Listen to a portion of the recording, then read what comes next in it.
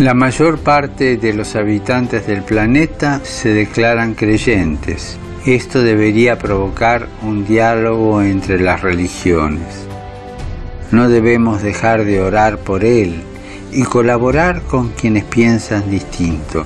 Confío en Buda. Creo en Dios. Creo en Jesucristo. Creo en Dios, Alá. Muchos piensan distinto, sienten distinto, buscan a Dios o encuentran a Dios de diversa manera.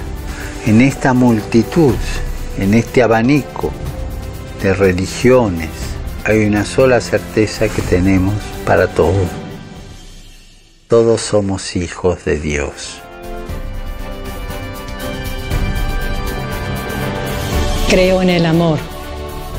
Creo en el amor. Creo en el amor. Creo en el amor. Confío en vos para difundir mi petición de este mes. Que el diálogo sincero entre hombres y mujeres de diversas religiones conlleve frutos de paz y justicia. Confío en tu oración.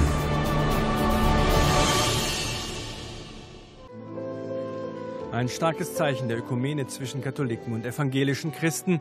Im schwedischen Lund gedenkt Papst Franziskus gemeinsam mit führenden Vertretern der lutherischen Kirche des 500. Reformationsjubiläums in einem gemeinsamen Gottesdienst. So etwas gab es noch nie. Wir haben jetzt im Rahmen des gemeinsamen Gedenkens der Reformation eine neue Chance, einen gemeinsamen Weg zu nehmen. Tenemos una nueva oportunidad para acoger un camino común. Erst zum zweiten Mal überhaupt besucht ein Papst Schweden. Lund wurde ausgewählt, weil hier 1947 der Lutherische Weltbund gegründet wurde. Im gemeinsamen Gottesdienst wird vor allem an die Trennung der Kirchen erinnert. Künftig soll es feste Grundsätze für das Miteinander von Lutheranern und Katholiken geben. Seit über 50 Jahren haben Lutheraner und Katholiken einen Weg vom Konflikt zur Gemeinschaft gesucht. From conflict to communion. Vom Konflikt zur Gemeinschaft heißt denn auch das Papier, das der Papst und der Präsident des Lutherischen Weltbundes schließlich unterzeichnen, der theologische Rahmen für die Ökumene der Zukunft. Und dann passiert etwas, das nicht so häufig in Gottesdiensten vorkommt: stehende Ovationen. The Pope met in the Vatican with this group of Catholics and German Lutherans who have traveled to Rome together. The Pope had the scarf for Catholic pilgrims, and it was symbolically tied to the one worn by Lutherans, so he wore both at the same time. Later, the Pope held this funny dialogue with them, where they tried to trip him up with trick questions. Sind etwa 80% der Menschen ohne Konfession. 13,9% der Einwohner sind evangelisch. Gibt es viele Menschen, die das christliche Abendland verteidigen möchten und sich daher gegen Flüchtlinge und andere Religionen wenden. Das passt für mich nicht zusammen. La domanda diceva per lei quali sono i più grandi riformatori della storia della Chiesa o delle chiese, delle nostre chiese. Io dirò che i più grandi riformatori della Chiesa sono i santi, cioè gli uomini e le donne che seguono la parola del Signore e la praticano. A German theology student asked him about what he likes and does not like about the Lutheran Church. A me piacciono tanto i luterani buoni, è il meglio che i luterani che seguono davvero la fede di Gesù Cristo. Invece non mi piacciono i cattolici tiepidi e i luterani tiepidi. Questi non mi piacciono. The Pope's proposal was for Catholics and Lutherans to understand each other better and to support theological dialogue by helping those in need together through charitable works and prayers. Afterwards, he bade them farewell with a joke. E anche io vorrei fare una domanda. Auch ich möchte eine Frage stellen. Chi sono più buoni? Gli evangelici o i cattolici? Wer ist besser, die evangelischen oder die katholischen?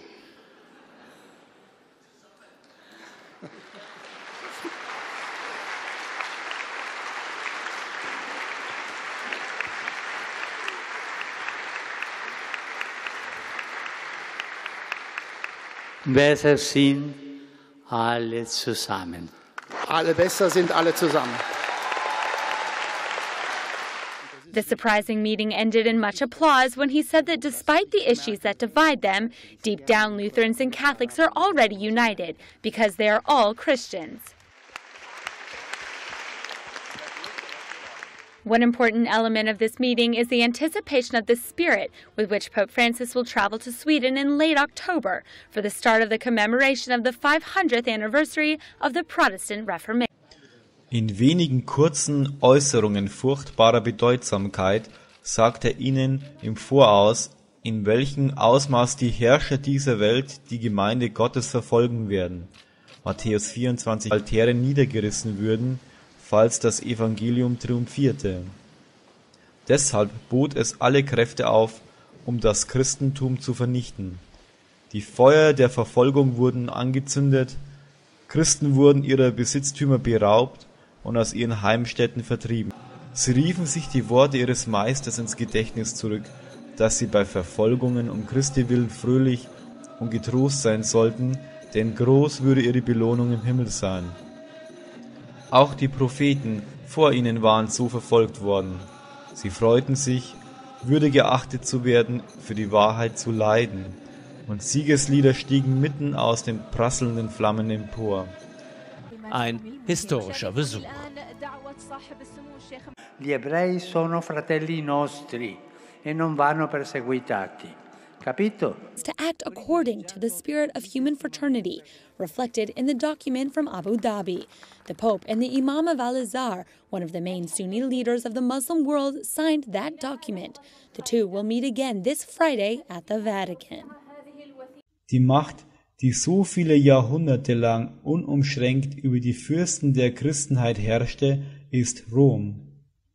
Purpur und Scharlach, Gold, Edelstein und Perlen schildern lebhaft die Pracht und das mehr als königliche Gepränge, das der anmaßende römische Stuhl zur Schau trägt. Von keiner anderen Macht konnte man so sehr mit Recht sagen, sie war trunken von dem Blut der Heiligen, als von jener Kirche, welche die Nachfolger Christi auf so grausame Weise verfolgt hat. Babylon wird ebenfalls der Sünde der gesetzwidrigen Verbindung mit den Königen auf Erden angeklagt. Durch das Abweichen vom Herrn und die Verbindung mit den Heiden wurde die jüdische Gemeinde zu einer Hure. Und Rom, das auf gleiche Weise verderbt war, indem es die Unterstützung der weltlichen Mächte suchte, empfängt das gleiche Urteil. Babylon wird die Mutter der Hurerei genannt. Unter den Töchtern müssen Kirchen versinnbildet sein, die ihre Lehren und Überlieferungen festhalten und ihrem Beispiel folgen, indem sie die Wahrheit und das Wohlwollen Gottes daran geben, um eine gesetzeswidrige Verbindung mit der Welt einzugehen. Die Botschaft aus Offenbarung 14, die den Fall Babylons verkündigt, muss auf religiöse Gemeinschaften Anwendung finden, die einst rein waren, aber verderbt geworden sind. Da diese Botschaft der Warnung vor dem Gericht erfolgt, so muss sie in den letzten Tagen verkündigt werden und kann deshalb nicht allein auf die römische Kirche Bezug haben, denn diese war schon seit vielen Jahrhunderten in einem gefallenen Zustand. Ferner wird im 18. Kapitel der Offenbarung das Volk Gottes aufgefordert, aus Babylon herauszukommen. Demzufolge müssen noch viele vom Volk Gottes in Babylon sein. In welchen religiösen Gemeinschaften wird aber jetzt der größere Teil der Nachfolger Christi gefunden? Zweifellos in den verschiedenen Gemeinschaften, die sich zum protestantischen Glauben bekennen. Zur Zeit ihres Aufkommens nahmen diese Gemeinschaften eine ehrliche Stellung Gott und seiner Wahrheit gegenüber ein, und Gottes Segen war mit ihnen.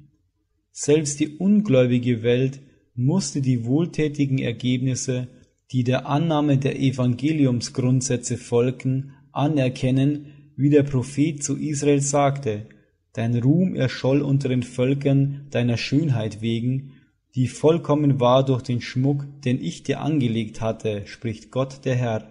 Hesekiel 16, Vers 14 und 15. Aber diese Gemeinschaften fielen durch die gleichen Gelüste, die Israel zum Fluch und zum Verderben gereichten. Auch die, von denen wir bessere Dinge erwartet hätten, wenden sich einer nach dem anderen von den Grundpfeilern des Glaubens ab. Das innerste Herz Englands ist, glaube ich, ganz durchlöchert von einem verderblichen Unglauben, der es noch wagt, auf die Kanzel zu steigen und sich christlich zu nennen. Was war der Ursprung des großen Abfalls? Wie ist die Kirche zuerst von der Einfachheit des Evangeliums abgewichen? Indem sie sich den Gebräuchen des Heidentums anpasste, um den Heiden die Annahme des Christentums zu erleichtern. That's why one of the most important encounters was with the Buddhist Supreme Patriarch. A Buddhist delegate accompanied the Pope to the door of the temple, where John Paul II also visited more than 30 years ago. There, Pope Francis took off his shoes before being received by the Supreme Patriarch of Buddhism in Thailand. The two leaders expressed their reciprocal affection with a long greeting. They didn't let go of each other's hands for at least 30 seconds.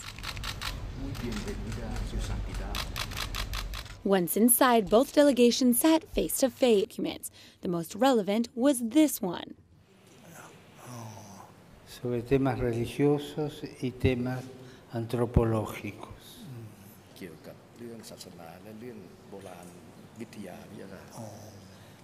Como hablamos de fraternidad, también le ofrezco la declaración sobre la fraternidad humana. This is the document signed with the Grand Imam of Al-Azhar, one of the main Sunni leaders. When they signed it in Abu Dhabi, both promised to spread its message among political and religious leaders. Pope Francis is keeping his promise. The meeting ended as it began, with much affection. Both left the temple holding hands as a symbol of peace, dialogue, and fraternity. About 3,000 years ago, according to the Jewish tradition, the peak of this mountain, Mount Moriah, is the place where King Solomon built the first temple. יהי שלום בחילך, שלווה בארמנותייך. למען אחי ורעי אדברנה שלום בך. למען בית אדוני אלוהינו אבקשה טוב לך.